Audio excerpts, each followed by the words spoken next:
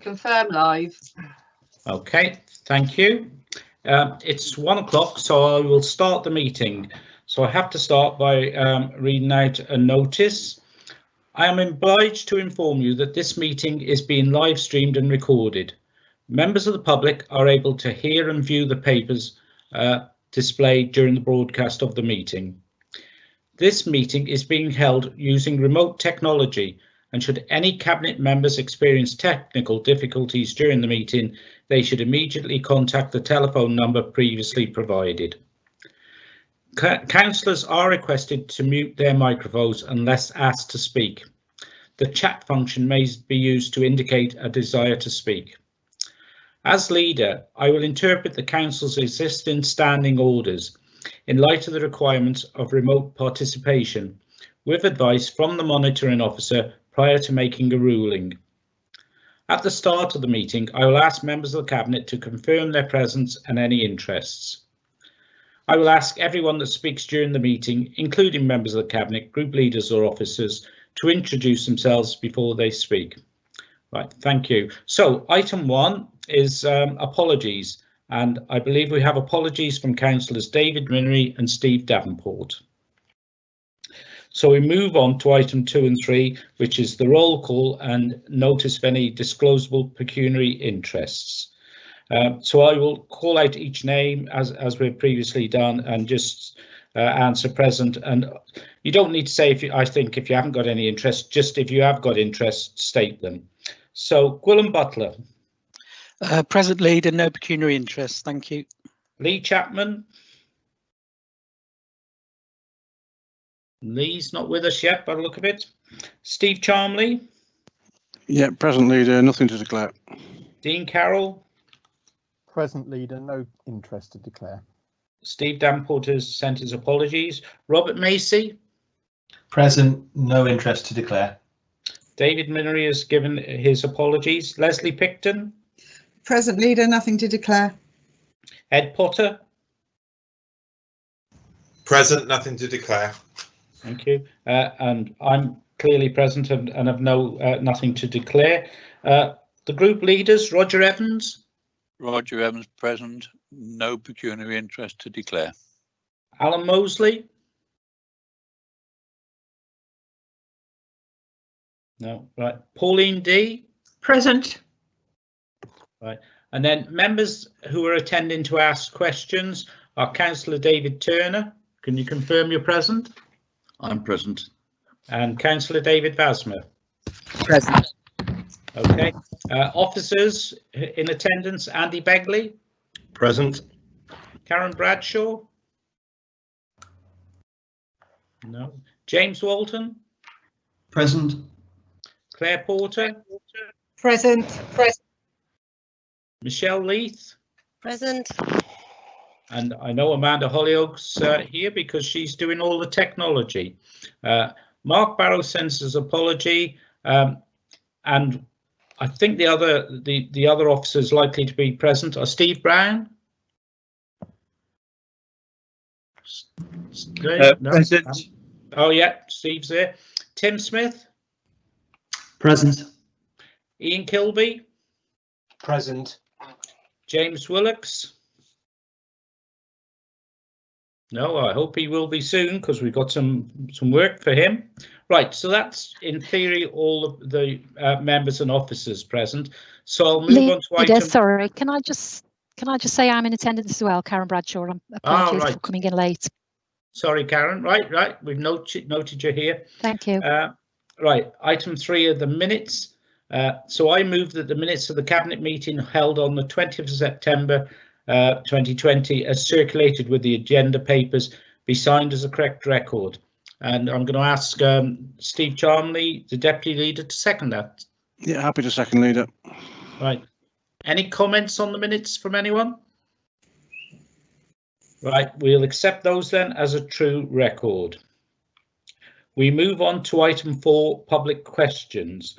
We've received 2 questions, so I'm going to ask Claire Porter, the Director of Legal and Democratic Services, to read out the questions. So, Claire, would you like to read out the first question? Yes, thank you, Leader. The first question is from Mr. Bernard Bentick. The government published a white paper on investment to reduce motor traffic and increase journeys by walking and cycling in 2017, with a further update in 2020. The Shrewsbury Big Town Plan provides for transport hubs and increased use of walking, cycling and public transport. The last Shropshire Council meeting approved a motion to implement the Schools Streets initiative and to facilitate cycling and walking, where this is not possible, by September 2020. Recently, the government has instructed councils to implement facilities to promote social distancing due to the COVID-19 pandemic. What has Shropshire Council implemented to achieve these goals in Shropshire generally, and particularly in my area of residence, Mill Brace? What plans are there specifically to implement the School Streets initiative with timescales and dates for completion? What is the current capital expenditure plan to achieve these goals for Shropshire and in Mill Brace for 2020-21? Thank you. I'm going to read out the response on behalf of Steve Davenport, who is unable to be here. So the response is, the issue of school streets was addressed within the report, which recently went to the council on 20-mile-an-hour zones and will be considered as part of a holistic approach to that project. With regards to measures to promote social distancing, the council has implemented a variety of measures in several towns to widen footways and close roads for full pedestrianised measures. In determining the nature of these measures, we have closely followed guidance issued by the Department of Transport. Measures have been implemented in the following towns: Bishop's Castle, Bridge North, Church Stretton, Ellesmere, Ludlow, Market Drayton, Much Wenlock, Oswestry, Shrewsbury, Whitchurch. And the council has received a lot of positive feedback on the measures implemented.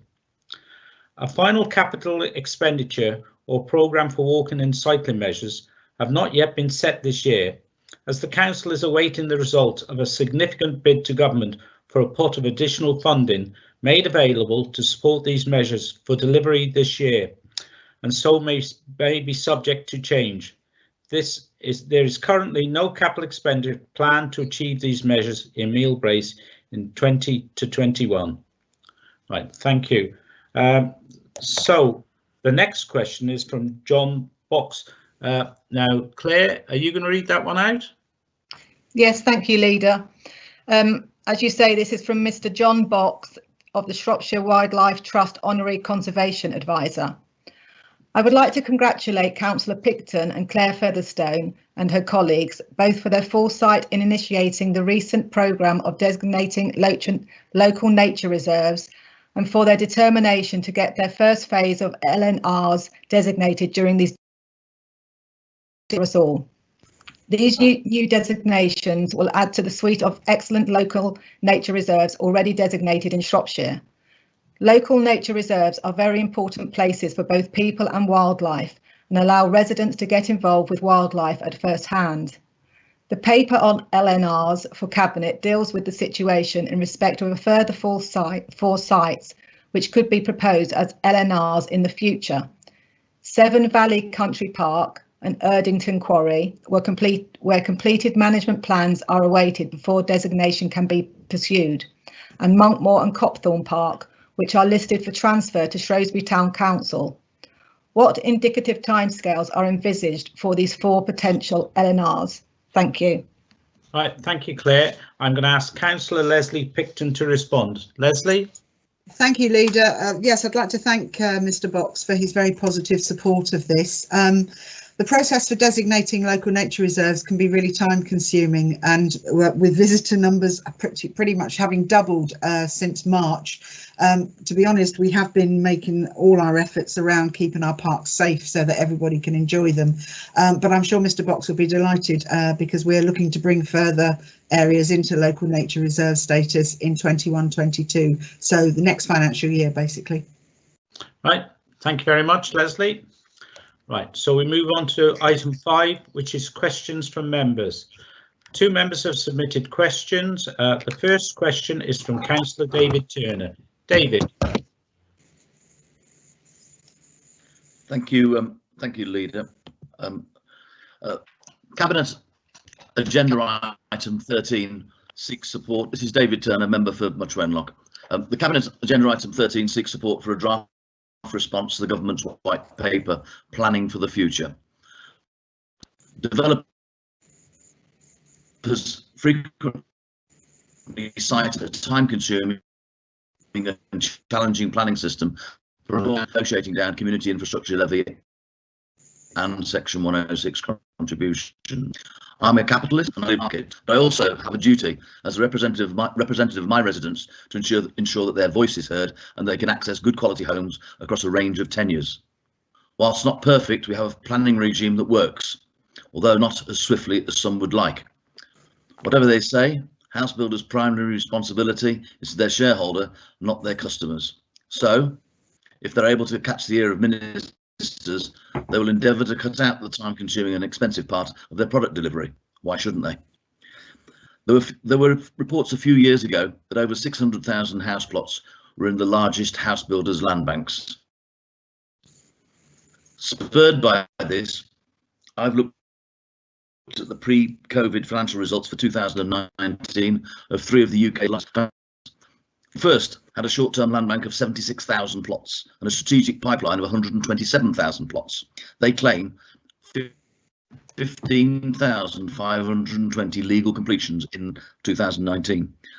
The second company had a land bank of 80,000 plots and announced 17,111 legal completions for the year. And the third had a land bank of 93,000 plots and what they describe as total visibility of no fewer than 137,000 plots. And they announced a mere 15,855 legal completions. Maybe not surprisingly, this third company had a significantly higher gross margin than the other two.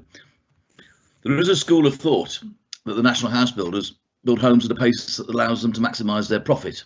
And the third example I quoted appears to firmly underpin that hypothesis. So, to remove some of the all-important local input, scrutiny and insight from the planning process, as postulated in the white paper, seems likely to ensure that we have a housing market which suits shareholders rather better than the residents of Shropshire. Does the portfolio holder therefore agree that, whilst the Minister's intentions are good, we should be apprehensive about unintended consequences? And can I be assured that a critical eye is cast over the Council's response to the white paper consultation at item 13 today to ensure that democratic involvement in the planning system locally is not diluted? Thank you, Leader. Thank you, David. I'm going to ask Councillor Rob Macy, the portfolio holder for housing and strategic planning, to respond. Rob? Okay, thank you, Leader. In response to Councillor Turner's question, the Council's draft response to the government's white paper, Planning for the Future, is to be considered by Cabinet today and is comprehensive and set out in the appendix to the report.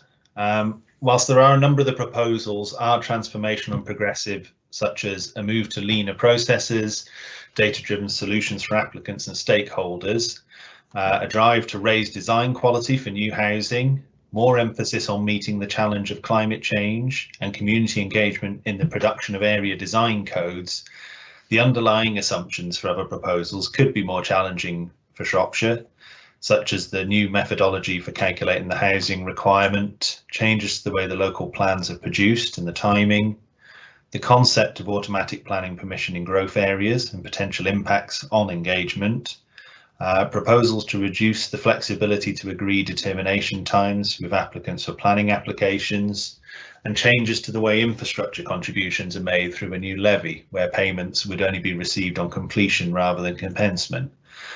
So, returning to your questions at the end, I'm hoping that gives you some confidence that we are looking at this in some level of detail with a critical eye. We are taking some positives, but there will be some challenges. And in terms of the Minister's intentions, obviously this is a big set of sweeping reforms that's set for the system. And as ever, yeah, we will look at all of them and try and ensure that the consequences for Shropshire will be good. Thank you, Leader. May I have a supplementary, please? Yeah, go on then. Thank you. I'm afraid I missed bits of Robert Macy's response. I don't know whether that was my broadband or somebody else's. So if my question seems as though I haven't heard it, it's because I haven't heard all of it. So my supplementary is, with many dwellings already committed but not completed across the country, and throughout Shropshire, and indeed in my division in Much Wenlock, where there's a couple of dozen extant residential planning consents, does the portfolio holder agree with me that locally developed planning policy will serve the needs of our residents far better than one dreamt up in Westminster? And secondly, does he agree that in Shropshire, our towns and villages are quite capable of assessing the economic and societal aspirations of their communities and therefore planning development accordingly? Thank you, Leader. Okay, Councillor Macy, can you respond, or do you want to send a written one? I can provide a further response to him, but in terms of just a quick response to that, I think I would say that we've always worked within a national set of guidelines and then sought to develop local policies within those to deliver, and we've been very successful at doing so. So I think we would look to continue to do so, even taking into account if these reforms come to fruition. We will still look to rely on our communities and local members in terms of developing those policies. Okay, thank you very much. The next questions come from Councillor David Vasmer. David? Thank you. Yes, I'll start with number one. Why was there no consultation with Shrewsbury Town Council members or representatives of areas outside Shrewsbury about plans to develop Shrewsbury's park and ride service before it was announced in a press release? Right, I'm going to respond on behalf of Councillor Steve Davenport, and I might add my own comment at the end. The official response is the report to Cabinet today is seeking a mandate of a high-level principle to allow officers to begin that very engagement with key stakeholders to develop proposals further, with a view to bringing a more detailed report to Cabinet at a later date. What I would add as well is that we're damned if we do and we're damned if we don't. What I'm trying to do is make sure reports go through Cabinet before they go out to public consultation now, so it isn't suggested that we've predetermined items before they actually get out into the public eye. So this is being put in the public eye now before any decisions have been made, and is the opportunity for everybody to respond. Right, so do you want to come back on that, Councillor Vasmer? Yes, thank you. Just so there will be full consultation with everybody regarding any future proposals. Yes. Great, thank you. Right, the next question. What are your plans for Ludlow's Park and Ride site and connecting bus service? There are no current plans for Ludlow's Park and Ride site and connecting bus service, although it is recognised that an overall movement strategy for the town needs to be considered as part of the wider developments recently approved in the town.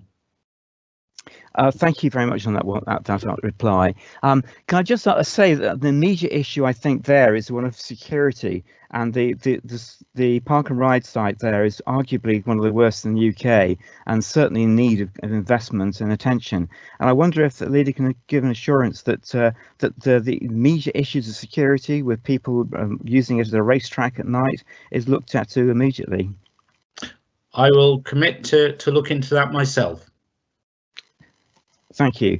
The third question, following the unanimous adoption of the government's LTN 120 standards for the building of cycle infrastructure in Shropshire at the council meeting on 24th September, what actions or training will be undertaken to ensure that officers and relevant WSP staff have full knowledge of new standards?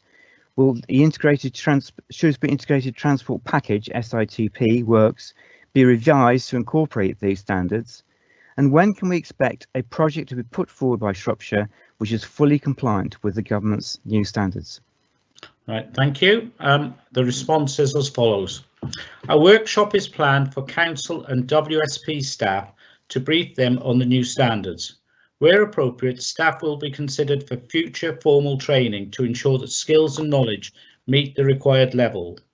SITP is nearly complete, and there are no plans to retrospectively apply the new standards to existing works at this time. Any new project will be required to take into account LTN 120, hence the need for wider training, internal debate, and bringing forward a new active travel plan and linking this into LTP4, which is now being developed.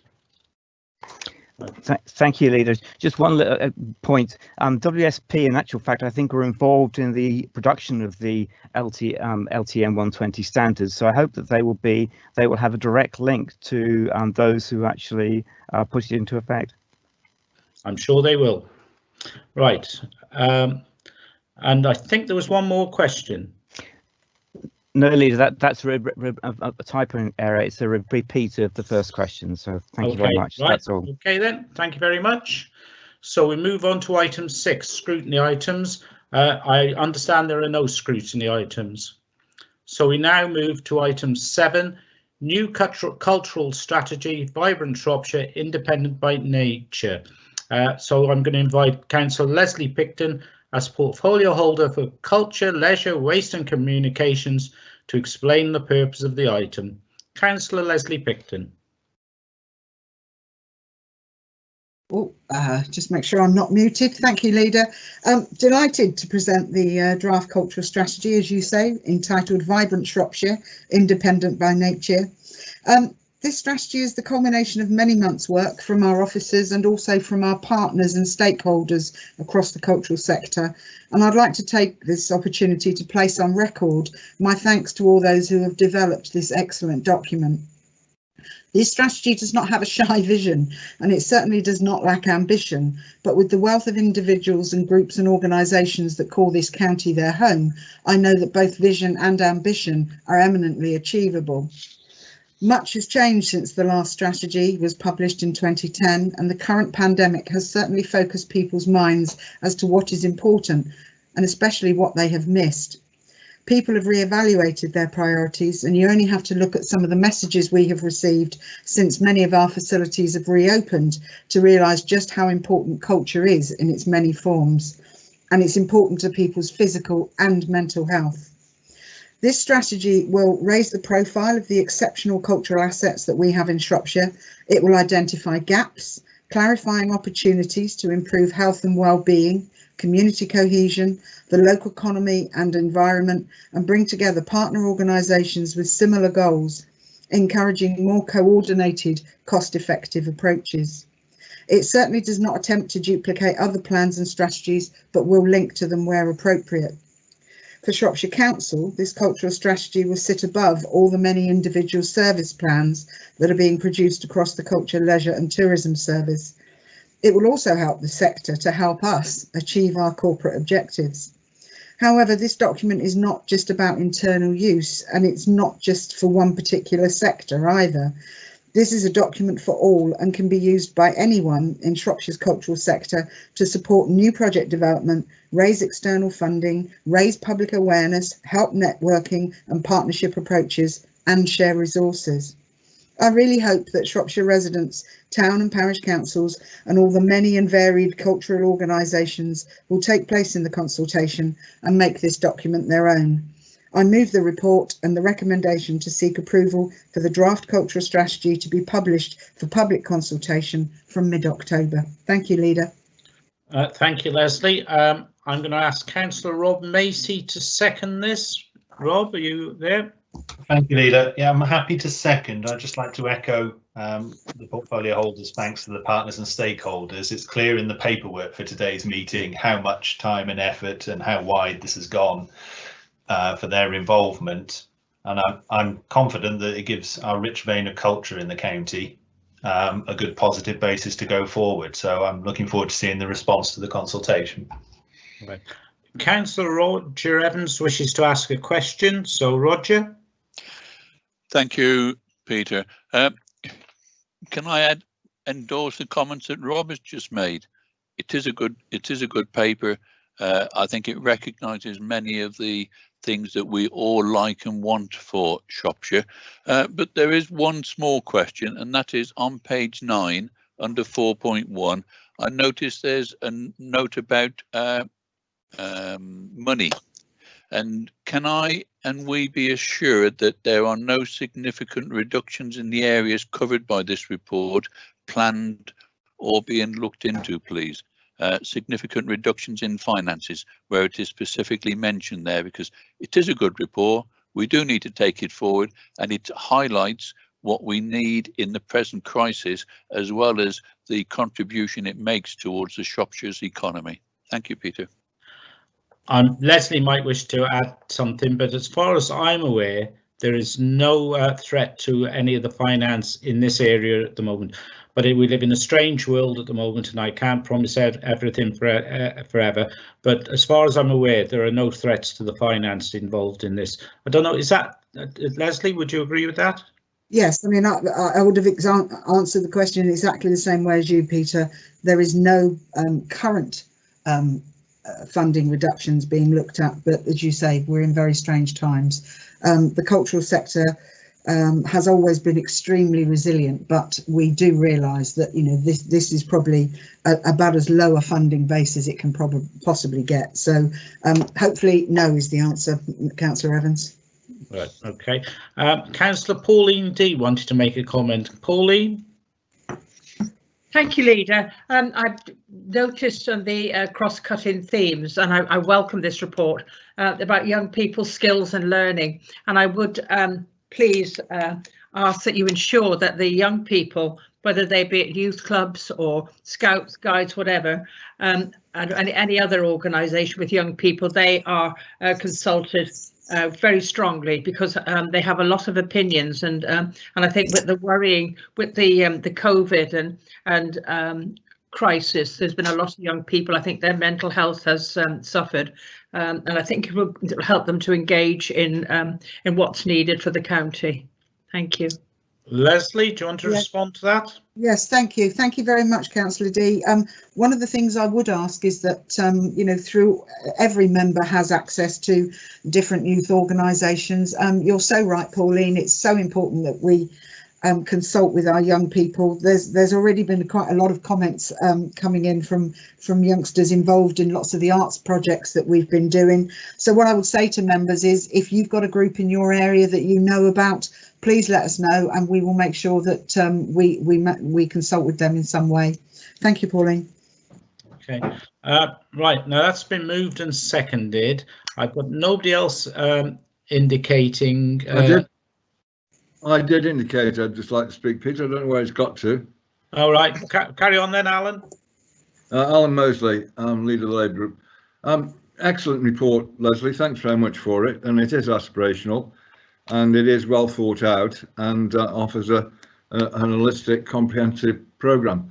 The only thing it's lacking, though, is anything about, and this has already been mentioned in passing, the resources that we have at our disposal and are going to have to try and implement anything in this. On page 32, it just gives a list of other areas, other bodies where funding may be achieved, and says you basically we're more or less relying on them to get the funding to implement some of the things that we are putting forward. So that is a significant weakness, obviously. Roger did ask if there's any cuts in the future going to come into this sector, and you say not that you are aware of, which means very likely, presumably, but it failed to recognise the cuts that have already taken place in this area. We know that there's been significant cuts in staffing in arts development. We know that there's been significant cuts in tourism and staffing to promote the visitor economy, which will be a significant factor in the development of this. So are you looking at putting any resources into this, or could you tell us what staff are going to be coordinating this strategy, and how are they going to cope in the current economic climate around the county and the austerity measures of the government? Leslie, do you want to respond? Happy to do that, Councillor Mosley. When I said I am not expecting any further cuts to the culture and leisure budget in the next round of government funding, I meant what I said. It wasn't I'm hopeful. I meant what I said. As far as I am aware, nobody has put forward any cuts at all for my culture and leisure teams. You ask how we're going to deal with this. Well, the simple fact is that we had to make some very difficult decisions a while ago, as you'd be very aware. You know, we've actually managed to, in a funny sort of way, as the arts and culture have always done, we've actually managed to increase our output whilst reducing our budgets. Now, some people might say, actually, well, then you shouldn't have had all those budgets in the first place. I disagree with that. However, what it has brought to the fore is how important partnership working is, and how much actually we are much greater by the sum of our parts, if you like, than we are individually. Am I expecting any further funding to be put back into culture and leisure from the council? Probably not. Am I looking for more funding from the government? Yes, I am, and I think there will be some more funding coming from the government for culture and leisure, albeit it might be on a temporary basis because of COVID, but I am expecting some. And who's going to deliver it? Well, the very people that have actually put the time into this report themselves. So the group of people from the council, of which there are probably half a dozen to 10 maybe on a regular basis, they work in partnership extremely effectively, not just within the council, but across working with our partners in all different sorts of areas, be it from Historic England, and they will continue to do so. Once this has come back in from consultation, then the group will meet again and there will be an action plan put together where the resources that we have both individually and collectively will be placed against some of these items. And in some ways, Alan, in the same way that we have done with the visitor economy, if we come across an area which is desperately requiring more resources, then I will go along and argue my case to ensure that we try and get that, as we have done with the visitor economy. And as I said, a few months back now, we finally got a new visitor economy officer who is working excellently across all our partners in that area. So I hope that answers your question. Okay, thank you, Leslie.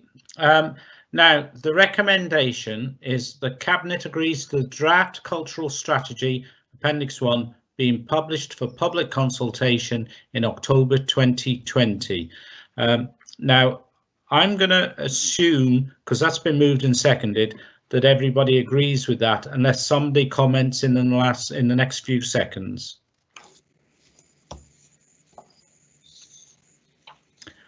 Nobody seems to be commenting, so that is now passed and becomes agreed. Right, we move on to item 8, local nature reserves, and we're back to Councillor Leslie Picton to present the report. Leslie. Thank you, Leader. Very pleased to bring this this report before Cabinet, which will designate 4 of Shropshire councils and country parks as local nature reserves. These parks are Nestcliff, Llanamunnock, Poles Coppice, which for those of you who don't know is near Pontesbury, and also Lith Hill, just outside Shrewsbury. The benefits of designating the parks as local nature reserves are many and varied, but perhaps some of the most important benefits have been highlighted over the past few months when access to the outdoors became so important to us.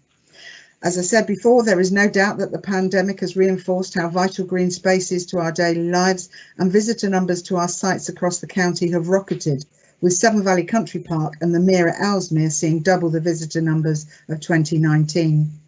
Having local nature reserve status will help us to raise awareness of the facilities, both locally and further afield. It can strengthen external funding bids. It can help to safeguard local ecosystem services, such as reducing carbon in the atmosphere or absorbing surface water. And the dedication of sites as local nature reserves can also afford protection within the planning system from future development. By undertaking this designation, it's also a statement of intent that this council values its parks and will continue to look after them accordingly. Now, I know this is going to sound slightly long, but I'm actually going to move the report and the individual recommendations because they are quite important. So, the Cabinet agrees to the dedication of Nestcliff Country Park as a local nature reserve. That Cabinet agrees to the dedication of Llanamunnock Heritage Area as a local nature reserve. That Cabinet agrees to the dedication of Poles Coppice as a local nature reserve. And that Cabinet agrees to the dedication of Lith Hill as a local nature reserve. And finally, that Cabinet delegates to the Director of Place the authority to agree any associated actions to ensure the successful dedication of local nature reserve status for these sites. Thank you, Leader. Thank you, Leslie. I'm going to ask Councillor Dean Carroll to second the report. Dean. Thank you, Leader. I have great pleasure in seconding this report, wearing my hat as the portfolio holder for climate change.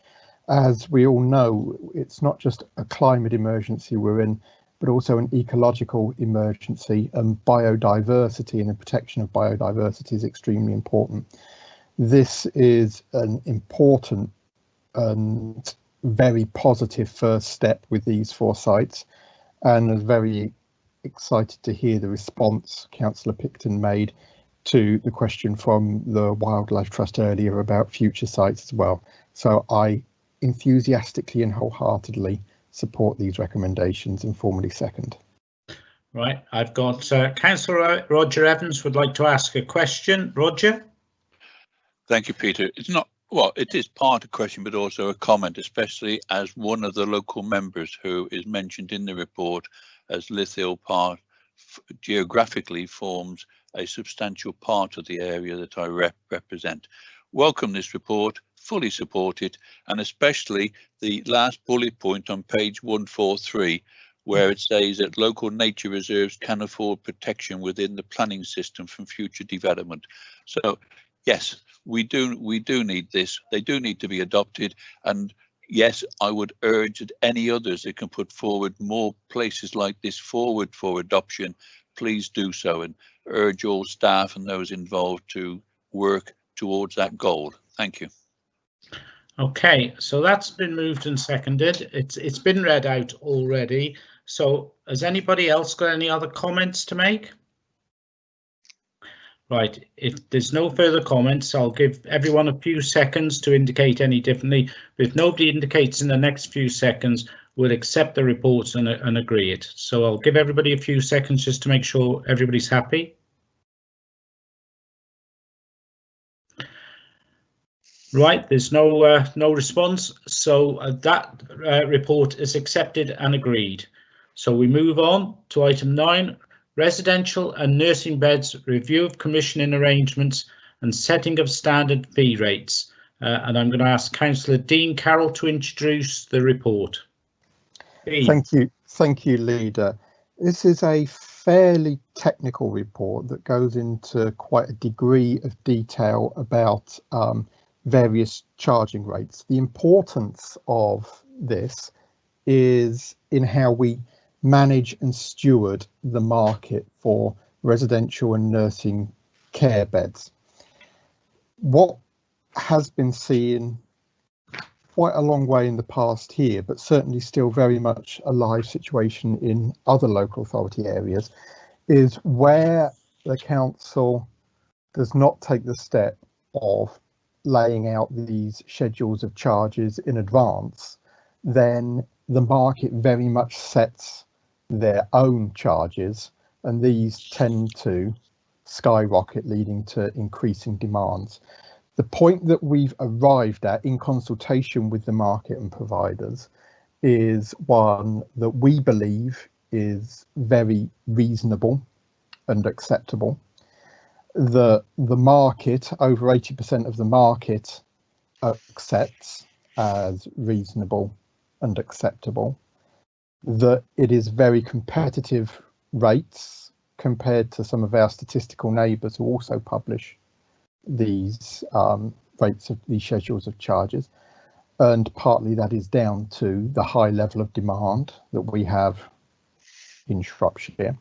The other point that I'd like to point out at this stage is that the report and appendices do reference 3 separate aspects, but for the avoidance of confusion, I'll briefly explain how they relate to this paper, but how only one of them is actually what we're being asked to consider.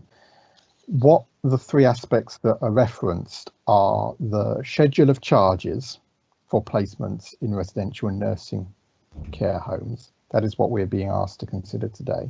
What is also referenced is the annual inflation-linked uplift in payments to care homes.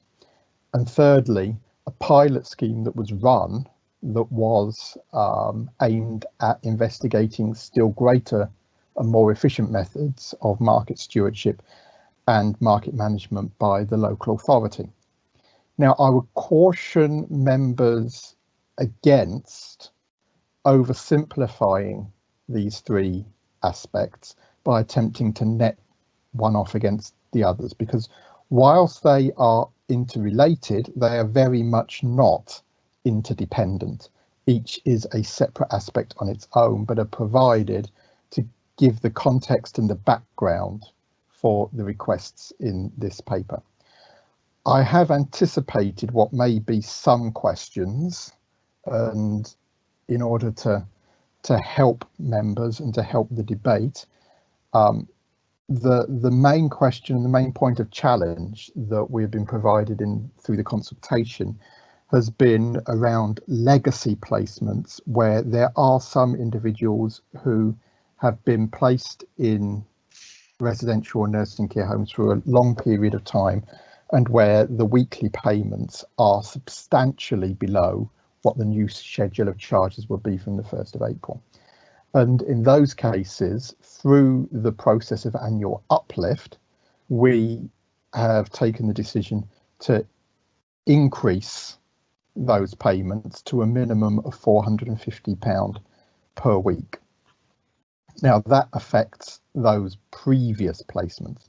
What you're being asked to agree today only affects placements that are made after the 1st of April next year.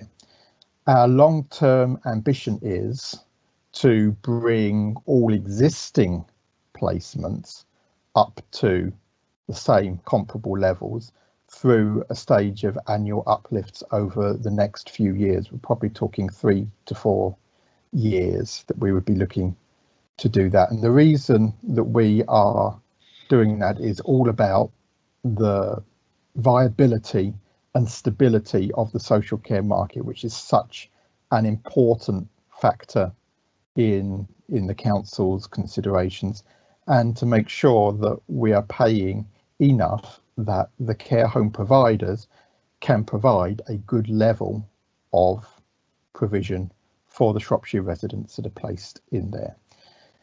As well as the main report, there are 3 appendices that rather comprehensively set out the route to how we've got to where we are and the decisions that we're asking you to take here. I'm happy to take any questions, but I will move recommendations 2.11 and 2.12 on page 2 of the main report. Thank you, Leader. Okay, thank you, Dean. I'm going to ask Councillor Lee Chapman to second. Lee? Yes, thank you, Peter. Happy to second this paper and reserve my right. Yeah. Right, well, I've got no indications from anybody, but I would like to congratulate the Adult Social Services on the excellent work they do. It's a very difficult area of council work and sometimes almost a forgotten area of council work, but it's really important. We are a county with a high level of older people, and we do try to look after them extremely well, and I think we do a really, really good job, which isn't always recognised within council. So just pass on my thanks to the team, but other than that, unless anybody indicates differently in the next couple of seconds, I'm going to suggest that we agree the recommendations, and just so we're very clear what they are, members agree that 211 Shropshire Council should proceed with the standard rates shown at paragraph 4.8 for all new purchasing, and 2.12 historical placements made prior to the implementation of the pilot and currently being paid below the new proposed standard rates will be increased gradually through annual inflation review process. I think that's pretty clear. Nobody's indicating differently, but I'll give everybody a few seconds. All right, so that seems clear to me that the report is accepted and agreed. So we will now move on to item 10, the draft community and rural strategy. And I'm going to ask Councillor Gwilym Butler, the portfolio holder for communities, place planning and regulatory services, to introduce the report. Gwilym. Thank you, Leader. The report in front of you has been delayed by approximately 5 months due to the pandemic. But it is also encouraging that the consultation that was undertaken prior to the pandemic and the key priorities that came out on issue 1.1 on the report have very much been mirrored from what we found as we work towards a post-pandemic Shropshire. The purpose of this strategy is for us to also have a sense of inclusivity across the county wherever you live, so that every member of our of people in Shropshire has a part to play in their communities and feels part of Shropshire and the work of Shropshire Council. Once the policy or strategy is endorsed, it will also give us an opportunity to actually question officers, portfolio holders and budgets to see if they are delivering to the strategy, because this is what is needed across our county and these are the outcomes to which we need to deliver. I do hope that town and parish councils and other partners, whoever they may be, whether voluntary community sectors, registered providers and health, endorse this policy, and that we together use data to ensure the outcomes, develop our place plan areas, because I, as many members, will be aware that every place will be different. I welcome the strategy. I've made sure that we can get it up and running as soon as possible, and I move the recommendations in item 2, recommendations A, B and C. Thank you, Leader. Okay, I'm going to ask Councillor Leslie Picton to second the report. Thank you, Leader. Very happy to second this and reserve my right to respond. Okay, Councillor Roger Evans wishes to ask a question. Roger. Thank you, Peter. Yep, welcome this, and I hope that all the appropriate communities, parish town councils and other voluntary groups can endorse it. But my question is on 3.3, and it's the importance of climate change. I pick up the word considered. Is there anything behind that? Because considered, I want it implemented and put into place, but I can't think of one simple word to do it. So it's that word considered on page 193 in 3.3. What does that actually mean? Is there anything that we can put in place to make it stronger? Thank you. I'll ask Willem whether he can respond to that. Willem? I think the whole point, I take on board what Roger is saying, but again, climate change has very much been brought up within our place plan areas, and as this strategy rolls out and it comes underneath the place plan areas, how we deliver it in each place plan area will have to be considered as appropriate to that place plan, rather than having a one size fits all straight across Shropshire. It has to come from the bottom up, not the top down, and I think that's the feeling of what the paper is saying, Roger. Okay, thank you. Anybody else wish to speak on this? Oh, Dean Carroll. Dean. Thank you, Leader. Yes, I just want to clarify on the back of Councillor Evans' point and to back up what Councillor Butler has said. Actually, the wording was pretty much set by full council 18 months ago, the December before last, when we agreed to take climate change as a consideration in all reports, and full council used the word climate change to be a consideration in all reports. So I believe that's probably where the usage of the word comes in so many reports as it does. I hope that's helpful. Okay, right. Now, but nobody indicating that they wish to speak on this. It's been moved and seconded. The recommendations are relatively straightforward, so I'll read them out. So Cabinet is asked to endorse the draft aim and shared priorities as outlined in paragraph 4.3 of this report and the draft strategy. To endorse the proposed framework approach for delivering the draft strategy's shared priorities in paragraph 4.4 of the report and the draft strategy. And to approve the final draft strategy subject to 8 weeks consultation period and delegate confirmation of the final strategy to the Director of Place and the portfolio holder for communities, place planning and regulatory services. As before, I'm going to give everybody a few seconds to indicate differently, but if nobody indicates differently, I'm going to assume that this report is accepted and agreed. I've had no indications differently, so that report is accepted and agreed. Right, moving on to Park and Ride. Now, it falls on me to present this report, but I'm not the expert on this at all, and we do have an officer present who is well versed with this. So in presenting the report, I'm going to ask the officer just to give an outline of what the report's about. So James Willocks is present, and James, can you give us an outline of what the report's about? I can, Leader.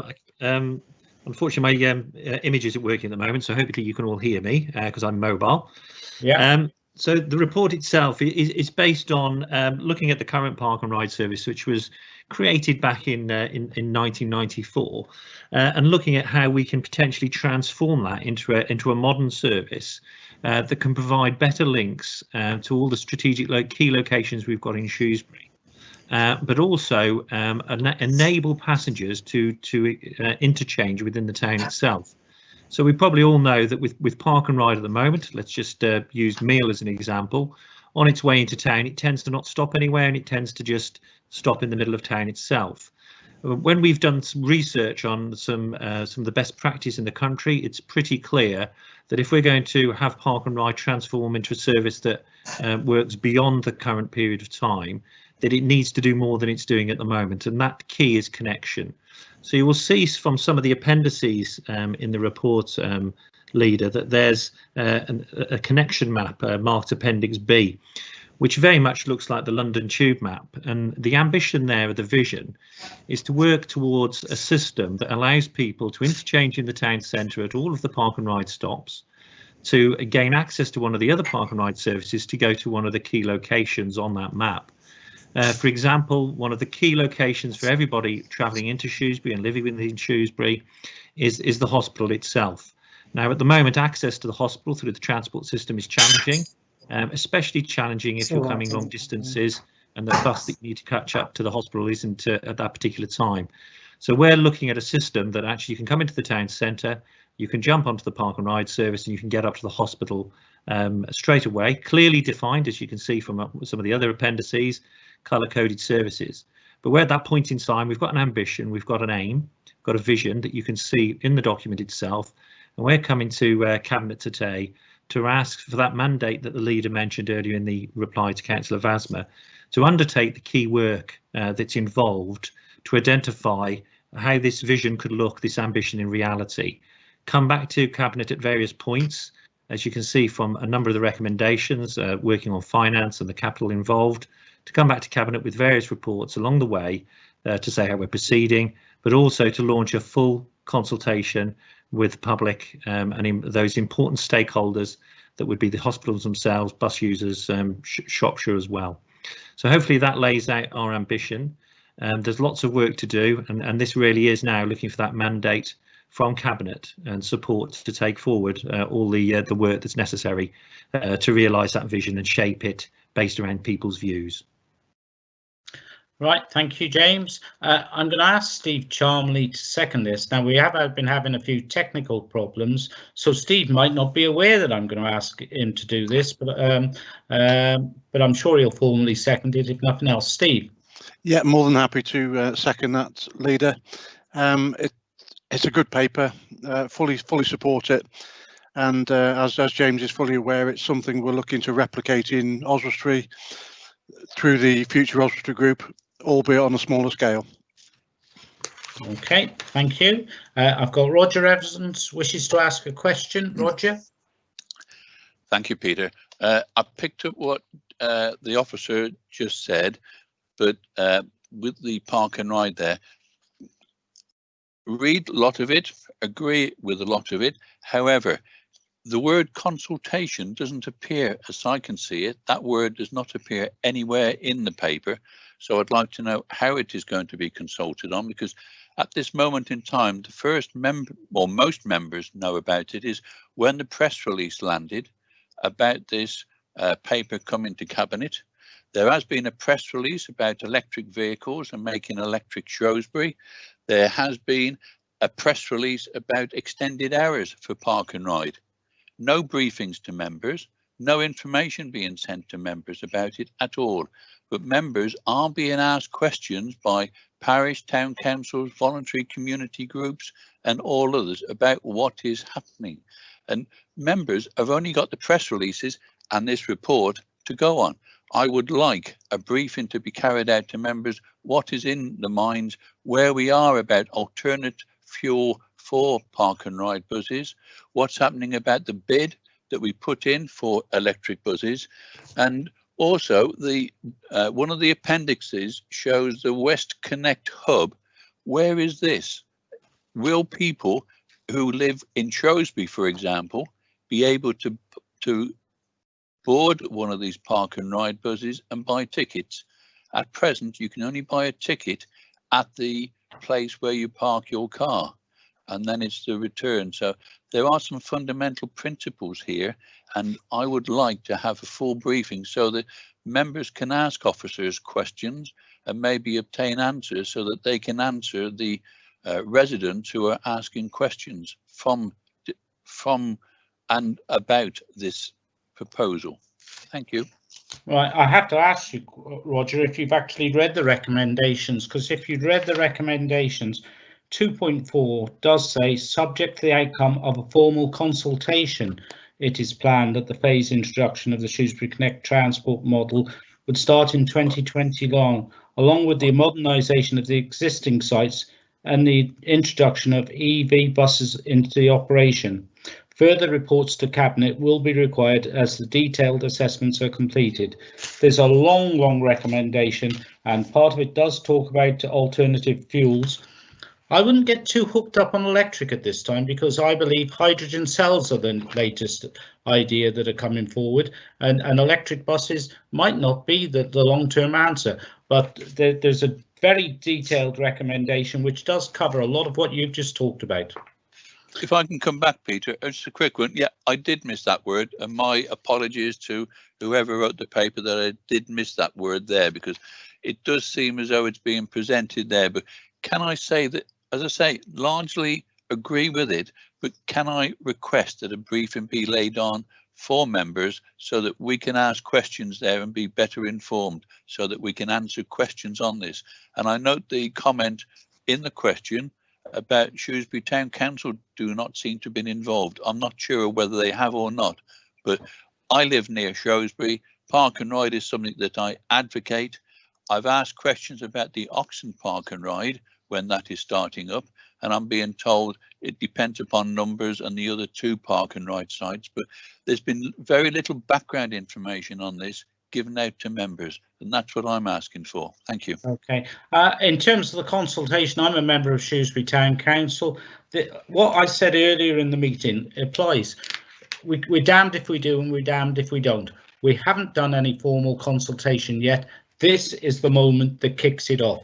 If this report is agreed, that's when we start all the formal consultation, not just with Shrewsbury Town Council, but with the parish councils around the area as well, and the bus users and lots of people.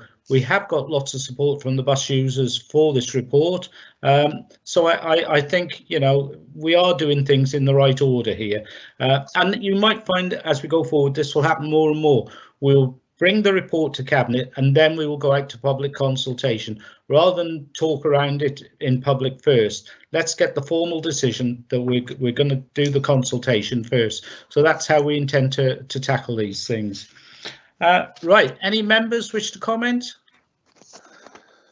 No, so I'm going to do like I had before. I'm not going to read out all the recommendations because there's quite a lot of them. But the one I read out before is the last one, and that's I think probably the most important part of it. This is now, if it's agreed now, it will go out to a full public consultation. We will arrange member briefings, and I'm sure the press will be interested. If the press want press briefings, that can be arranged as well. So it's just a question of if they request that. They haven't up to now. Right, so it's been recommended and seconded. Therefore, unless anybody indicates differently in the next few seconds, I'll accept the report and assume it's agreed. So I'll give everybody a few seconds. Right, there's been no response, so it is agreed that the recommendations on page 231, 232 and the top of page 233 are accepted by Cabinet and agreed. Right, thank you. We move on to item 12, which is the annual feedback. Sorry, I've got that many bits of paper in front of me. Right, and Councillor Lee Chapman will introduce this report. Lee. Thank you, Leader. Yes, Cabinet. The annual customer feedback report. So the period this covers up to April of this year, so largely pre-pandemic, and it seeks to provide, as part of the Council's ongoing drive to improve customer services, to look at the complaints that we receive as a council and to make sure that they're properly investigated and monitored and followed up, to take the opportunity to note comments and particularly compliments that come into the council, and to formally take the learning from those and to make sure that we improve our response to complaints and when we improve the service that we provide to the residents of Shropshire. So the recommendations at 2 is that members are asked to approve the annual customer feedback report, Appendix 1, for publication on the Council's website, and to agree the recommendations included in the annual report. I won't highlight any particular areas, but I'm happy to take questions. OK, I'm going to ask Councillor Steve Charnley to second the report. Steve? Yeah, thank you, Leader. Not a problem. More than happy to second the report. Once again, some positives, but as part of the process. So well done, and good to have a positive feedback. OK, thank you. Right, Councillor Evans, Roger Evans wishes to speak. Roger. Thank you, Leader. Welcome the report. I'm assuming it will go to the appropriate scrutiny committee, so I'm not going to go into any detail on it, but I do note that if you compare last year with 2016-2017, there's been a 50% increase in complaints, double that in 2016-17. But I also note what the Commissioner says and asks us in Shropshire to do. Can the portfolio holder please advise whether the formal or whatever response to the complaints has improved over the issue that the Commissioner has raised? Thank you. Lee, can you answer that? Yeah, absolutely. Happy to respond to that. Yes, we work closely and we're attentive to the requirements of the Commissioner and indeed the feedback we have from the local government ombudsman. And we take a rolling approach to the feedback and to our improvement programme. So each year we used our performance to target areas for improvement in subsequent years, and we work with service areas, and you'll be encouraged to hear that we will be working with highways in the coming year and looking at how they can improve the way that they approach their handling of complaints and how we improve the learning, because what's very clear in 6.7 of the report is that the learning and actions resulting from complaints and compliments are an important element of customer feedback, of reporting and improving services. So it's about understanding the causes of complaints and informing our learning. And it's that continuous learning from those that we very much champion. So yeah, absolutely. Thank you. OK, thank you. Any other questions? Any other comments? Dean Carroll wishes to speak. Thank you, Leader, and thank you, portfolio holder. On the back of your kind and very well-deserved comments about the adult social care team earlier, Leader, I'd just like to draw people's attention to the chart on page 5 of the appendix to this paper, which shows that in the year 2019-20, adult social care received the highest number of compliments by directorate in the council. I just wanted to put that out there and pay tribute as well to the work of the adult social care team. Thank you. OK, thank you. Right, again, unless, well, I'll read the recommendations out. and then I'll ask for any comments before we approve them. So members are asked to approve the annual customer feedback report 2019-20 Appendix 1 for publication on the Council's website, and B, agree the recommendations included within the annual report, highlighting key issues and areas for improvement. So that's been moved and seconded. I'm going to give everybody a few seconds to say if they don't agree with it. Other than that, I'm going to accept the report. Right, there's no comment, so that report is approved and agreed. So we move on to item 13, consultation response to the planning white paper, planning for the future. And I'm going to ask Councillor Robert Macy, portfolio holder for housing and strategic planning, to explain the item. Rob. Thank you, Leader. As members will no doubt be aware, recently the government produced a white paper, Planning for the Future. Introducing the paper, the Minister, Robert Jenrick, included statements including our current planning system is broken, it doesn't deliver enough beautiful homes, and importantly, it doesn't deliver nearly enough homes. And there is a once in a generation set of reforms that lay foundations for a better future. We owe it to the next generation to radically reform the existing system so we can offer them a future where our children and grandchildren can afford to own their own home. In Shropshire, planning has been and remains an important focus for both residents and this council alike. We continue to strive to work with our communities to see our county deliver in a sustainable way development that meets the aspirations for this and future generations. In recent years, Shropshire has seen strong rates of new home delivery, as reflected by the government's new homes bonus to the council. The vast majority of planning decisions within the county are delivered in alignment with our communities, as highlighted recently by my fellow cabinet member in his annual report to council. Shropshire remains well placed for future housing delivery with a healthy 5-year land supply and an adopted local plan. Initiatives like Right Home, Right Place and community-led housing, alongside things like the Design and Conservation Awards, show a positive response to planning. As one of the first authorities to introduce the Community Infrastructure Levy, and with a refresh of the place plans setting out our infrastructure delivery needs recently completed, we are well placed to comment on future changes in this topic too. As all are aware, we're currently undertaking a local plan review and have already announced several new policies to support this, including ones intended to deliver more affordable housing, drive up the standards of design, as well as raising environmental standards. We have a dedicated team in Shropshire, be that officers, members, councils, residents or groups, who are all committed to doing their best for our county. The government white paper touches on all aspects of the planning system mentioned above and more. And I think the circulated draft response in Appendix A reflects the Shropshire response to these national proposals.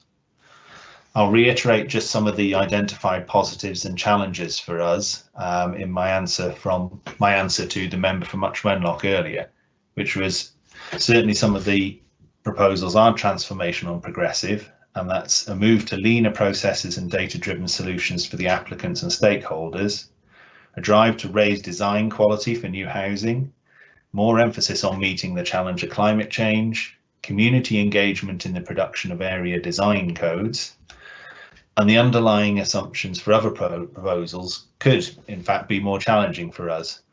The proposed new standardised methodology for calculating housing requirement, the changes to the way local plans are produced and the timing for this, the concept of automatic planning permission in growth areas and potential impacts on stakeholder engagement, proposals to reduce the flexibility to agree determination times for planning applications, and changes to the way infrastructure contributions are made through a new levy where payments would only be received on completion rather than commencement of a project.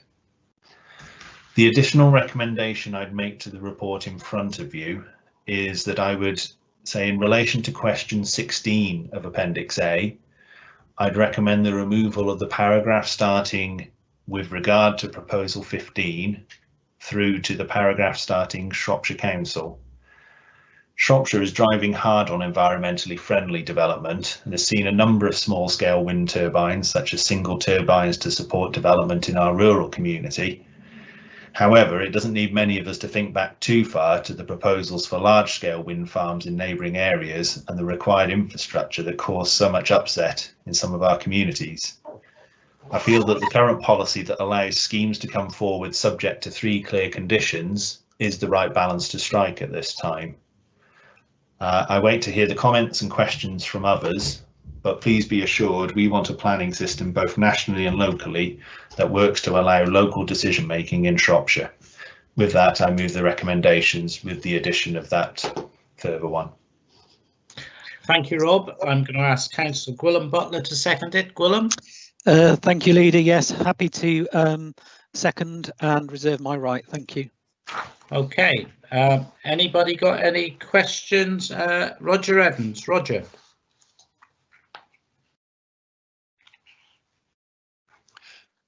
Thank you, Peter. Note the report. I note the recommendation is asking for Cabinet to confirm its response. So if the Cabinet agrees it today, that's it. There's no further response to be put in from members. Again, I have to say I'm disappointed that members haven't been involved. I note your comment you made earlier on about democracy and everything like that. This is an officer paper, an officer written, and the Cabinet are being asked to endorse it with no input from any members. There were 3 papers issued by the government beginning of August. There was this one, there was also the one on transparency and competition, and then another one, changes to the planning system. The changes to the planning system, consultation by government finished on September the 30th. And I'm disappointed. I would hope that Shropshire Council has made a comment about it, but I have not yet seen any comment, because in that it refers to increasing from 40 to 50 the number of homes in any planning application before an affordable housing contribution is made. For Shropshire, that would have very great repercussions for the future. As far as this paper goes, there are a number of questions there that are posed that and I'm aware that a number of other councillors would disagree with that is in the paper. Question 5, no. Question 7A, no. There is also a comment about still. And again, I think members would have some comments to be added to that. And there are various other ones about the questions where I think there should be some member input. It is a response from Shropshire Council, but Shropshire Council comprises of 74 members, not officers, or just officers, and those 74 members should be able to have some input into what Shropshire Council puts forward. Because if one looks right at the start of the response of the appendix, you'll see there about here the white paper is seeking to confirm why people get involved. It's more aimed at stakeholders and the local planning authority. It's aimed at Shropshire Council members and officers, and the members have had no input into this at present. There is a working party for looking at planning. It hasn't been formed cross-party to look at it or anything like this. The LGA has come out against it. CCN has come out against it in various places. Why haven't Shropshire Council consulted its members? Thank you. Right, I'm going to ask Rob Macy if he'd like to respond to that. Yeah, Roger, in terms of that, I mean, for your assurance, yes, there's different deadlines on the government consultations, so that's required different responses to these. But this was the one that actually members have been in touch with me about, to say this was one that's obviously the most fundamental changes across the whole of the planning system. And that's precisely why we put it on the agenda for today, so we could have that debate and so on. The whole point of Cabinet at the moment, as you see, is members, this is their opportunity to come to this meeting to make those points, to make their arguments and so on. As you've seen, we can move adjustments to the recommendations and so on, and this was the whole point of putting this on the Cabinet agenda, that ultimately, yes, it will be Cabinet that signs off this response, but certainly members are free to make their representations either directly or to us, and we incorporate those into this. So I don't accept that it's not meeting with members. So from that perspective, what I'm happy to do in terms of this is I think we moved the response today. We need to move this response so it is submitted. I think what's in there is a fair reflection of most of the views that certainly I've received and officers have considered. And in terms of the response to the changes to the planning system, that is something I can get circulated to members. Obviously, the big effect of that one was changes to the calculations on the numbers, which have an impact. But I think simply to say, as you did at council in some of the responses you quoted of, we should just come out against this in a blanket way, it is wrong. I think you'll see from the responses today, there are some elements we are challenging on. There are some elements that actually around quality and so on would be a positive for our county. So I'm afraid we're probably going to agree to disagree on that premise. But from my perspective, yes, things like today are that opportunity for members to be heard. Can I come back, Peter? Right. Yeah. Okay. All right.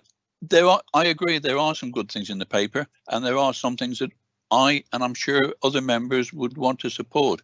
But there's some in there that we do not support, and I use the word we. And there are some of the answers that officers have put forward, which we don't support.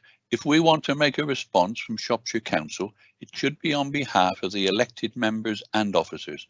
And there's been no briefing, nothing like that at all. I've been present when officers have come along to brief other people about it and answer questions, but there's been nothing there for members to do it. Happy to delegate it, subject to further consideration by members. Yeah, it needs to be in government by the end of October.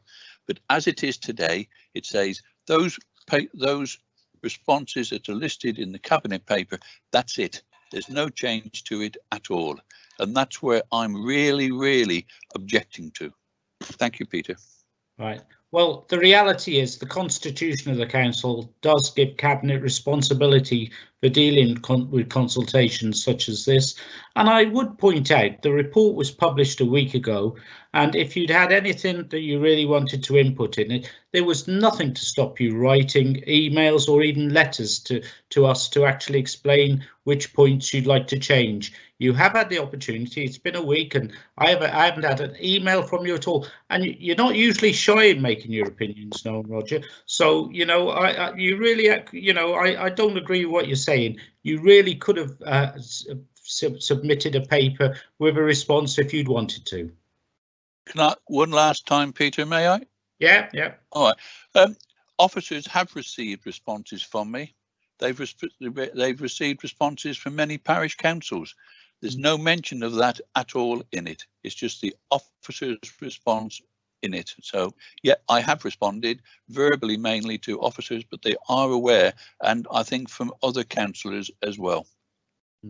And it's always difficult for officers because they can't take on board 74 different opinions. They have to go with their own feelings on the matter and the administration feelings. Right, so this is moved and seconded. I'm not going to read out all the recommendations other than that the Cabinet confirms its response to the white paper, planning for the future as provided in Appendix A. And as I've done before, I'll give everybody a few seconds to indicate differently, but unless anybody indicates differently, this will be accepted as the council's response. Now, Cabinet clearly agree with the report, so that is agreed and accepted. We move on. Now, item 14 is to exclude the press and public. Because we have got some exempt minutes to consider. So I'm quite happy to move that we exclude the press and public in accordance with the provisions of Schedule 12A of the Local Government Act 1972 and Para 10.4 Part 3 of the Council's Access to Procedure Rules. The public and press be excluded from the meeting during consideration of the following item. So I'm moving that. I'm asking for a seconder, and I'm sure Steve Charmley will be happy to second. Yeah, you guessed it. Happy to second it, Leader. Okay. And again, unless anybody indicates differently, I'm going to assume that's agreed. So I'll give everybody a few seconds. There's no response, so that is accepted and agreed. So we go into exempt. Amanda, you need to do something with whatever you do to